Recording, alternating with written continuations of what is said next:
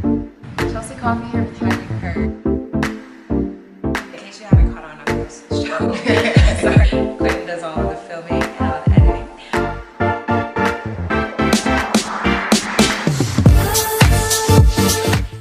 Hi guys, Chelsea Coffee here with Have You Heard? And I am joined today with producer Desmond Edwards. Desmond, thank you for having yourself on the show. No problem.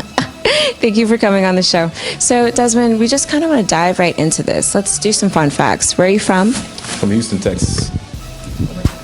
From Houston, Texas. Okay. And why did you leave us? Oh, to pursue school, well, to pursue engineering in school. So. Okay, cool. So is that your actual background? Like you're an engineer by trade, or do you do both? Or is it sound engineering? Engineer by trade, just computer and electrical engineering. So are you still doing that, or have you completely crossed over to the other side? Still doing that, yeah. Okay, very cool. So, I basically wanted to kind of like, tag team with Quentin to bring you on because we really wanted to get an idea of what life is like as a producer, at different levels. So, for instance, like with you in particular, like where would you say you think you kind of fall, just to kind of give the people like a point of reference? As far as the style? No, in terms of like exposure or, I guess for me, exposure-wise, I'm still... For me, exposure style, I would think of it more as I'm more of underground exposure as far as go. Not mainstream, because, there's a lot of people out there, a lot of producers out there that's taking over the mainstream right now. So it's kind of hard to get your sound out there for people to listen to around the U.S. or around the country, for the least. So. And how you can just keep it from here on out. How would you define your style or like your sound? Like, what is it that you think is like the cornerstone of what makes your sound like unique to you? What makes it unique to me is that it's hip hop, but at the same time, it has more of a not your traditional kicks and sounds that you normally hear in a hip hop. It's more of a heavy 808s and mostly things you hear mainstream wise is what you will get out of my sounds. Sometimes I like to mix it up every now and then, go soft, smooth, or kind of like a Ninth Wonder style sometimes, just depending on the mood and what I'm feeling for that time. Right. And like, where does one even start? Because in my mind, there are like different segments of creating music. So it's like the artists themselves, it's the songwriter, whether that's the artist or somebody else, the producer. So like, typically, like, where do you feel like your stage is when it comes to like the overall spectrum of producing content? For me, most of my stuff is a lot of samples. So usually it just starts off just playing through all of my songs that I have all the way back from 1920s and work my way up. And just you're playing that for the artist, or do you create your beats first and like send them to people who you I create them first and then I send them. Depending on the artist. If the artist wanted something original, then they let me know where they want me to take it from or how they want the beat to be, if they want it to be original. So when it comes to artists, I want them to let me know their style, who they listen to, who's their influence, at least. So when I make a style for them, it matches who they are as a person, not just because of what I have. You have to rap to that. You have to sing to that. Like, I want the artist to know that it's working with him, and he or she can go as far as they want to take it. Right. And I think it's kind of cool. Gosh, it's killing me because I can't remember the artist, but I remember my little brother, Chandler, like telling me one time that there was like some artist who it's like a really big artist, and he found the beat of like some young kid, and like that's how the kid got like put on. And it literally was just like an internet sample. Right. So do you feel like that's like one of those 1 in a million situations, or is that like more common than maybe people realize, or like? I think sometimes it's of a 1 in a million situation. It starts off as a common thing, and then after a while, like what I've noticed for like sites like SoundCloud, like it started off where it was artists puts their sound out, and people find them out there, and then they get heard more and more around across the country, and then somehow at a certain point they become famous out of that. Right. And once one artist hears that this person becomes famous off of this site, then everybody joins, thinking that they see this opportunity to happen.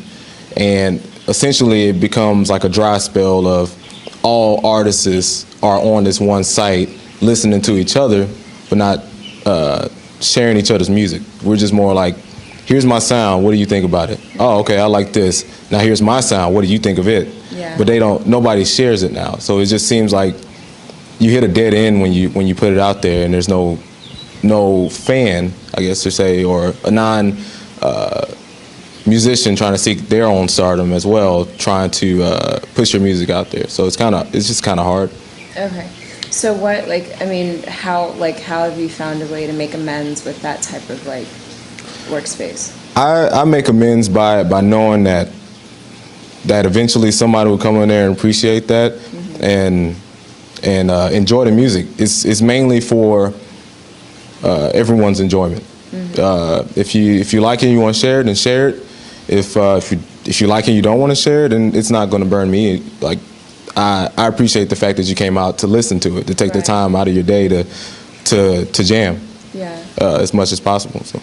And so where, you mentioned SoundCloud as a point of reference. So where are you going to find that community? What's the hub for you? For me, it's mainly SoundCloud. I do have stuff on Reverb. Ironically. Yeah, ironically, yeah. SoundCloud, Reverb Nation. There's a few other pages that I visited, but it's all pretty much the same. It's just been artists that's out there, and you don't see as many fans. And it's kind of the same thing of artists listening to other artists saying, here's my work, you should check it out. Right. So what is the fan element? Because I know you keep going back to that. What would the role be on the part of the fans for you? For me, fan, like I was saying earlier, fans would listen to it, appreciate the music, make comments. If they hate it, let me know. If you think something should be here or something should be changed or you don't feel this style, that in essence, that helps a producer know what kind of style that I can make to make the world listen. Right. Try to encompass everyone instead of just one particular group. In order to be successful, sometimes you have to succumb to what everybody else likes from time to time. Doesn't mean you need to change your style entirely, right. But sometimes you just need to reach out to your supporters. Right. Or because that's kind of what I was going to ask you, because I have seen on SoundCloud a lot actually where they have the comments that pop up along the song. So maybe it's just something that comes with time, or maybe it has something to do with exposure, or it could be anything. Because you mentioned being underground. Is that something that you prefer to stay in that lane, or are you looking to break out of it? Because some people, I feel like they really do love that setting, and they want to keep that. How do you feel? I feel that underground is the best setting because of the kind of support you get out of that and the kind of fans that you reach out to. They're legit fans. They're definitely there to listen to what you have and what you can produce, and they're talkative, and if they don't like it, they'll let you know right off the bat. If they do, then they let you know as well, and they share your music out to the world. And try to get your name out there. And at the same time, a lot of underground artists that are out there too are really good. There's no denying how incredible they are with their work. I mean, take a look at Rhapsody, who just released Beauty and the Beast today. It's phenomenal. Okay. And she's underground. I was like, don't put me on blast. I don't know who Rhapsody is. Rhapsody. Oh yeah, I know her. I don't know her. No, she's amazing. What is she? Is she a singer, or is she? Oh no, she's rap. She's under Jamila Records with Ninth Wonder in North Carolina. Okay. So good for her. They're really good, and you find a lot of amazing artists in underground that are not mainstream, right. And the whole culture of it is just amazing. Right. As opposed to mainstream. So tell me about this culture. What does it look like? What does it feel like? Are there meetups? Is it going to people's concerts? I feel like it's, the word underground always has certain tones that go with it. So, I just think it's more of a is it a digital space? Is it real life? Do you feel what is the engagement like? I think it's more of a digital and real life at the same time. I mean, you get to see them start from a point and then work their way up to stardom, or work their way up to like mainstream. You get to see what kind of style, how they change with their growth, basically. And sometimes some artists fall short, where they start off really strong and they get up to a certain point and then they just die off. Like plateau. Yeah, and that's sometimes go with them succumbing to fans, as far as them not reaching out, them not making comments, them not telling them how their music really is, and pushing it out there. So then some of them have lost hope in their music and begin to fall by the wayside, basically. But other than that, the culture is just true to what it is, true to hip hop. You won't find nobody that will just claim it's hip hop and then it's just like EDM music out of nowhere. That's my favorite genre. Watch it. I love EDM too, but I was like, I love that shit. but it's hard to explain without actually being a part of it. It's just something that you just. Maybe I'm not even the best person to be doing this interview, brother. I mean, I feel like I just am a little out of the loop. Explain it to me. Let me be like, the ambassador to the people who don't know. Well, hip hop is just something that just goes way back, all the way back to the 80s and maybe even the 70s. I'm not basic. I mean, I have a general foundation. I enjoy hip hop. Yeah. But I think what I'm hearing you say is that there is somewhat of a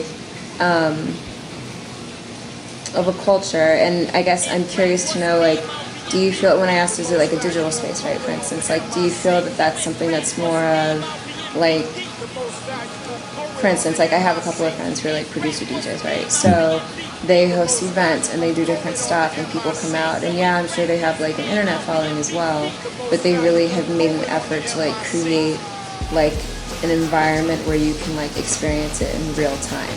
So is that something that you feel like you've been able to be a part of, or that like you see and are you in St. Louis or are you in Columbus? I'm in Columbia.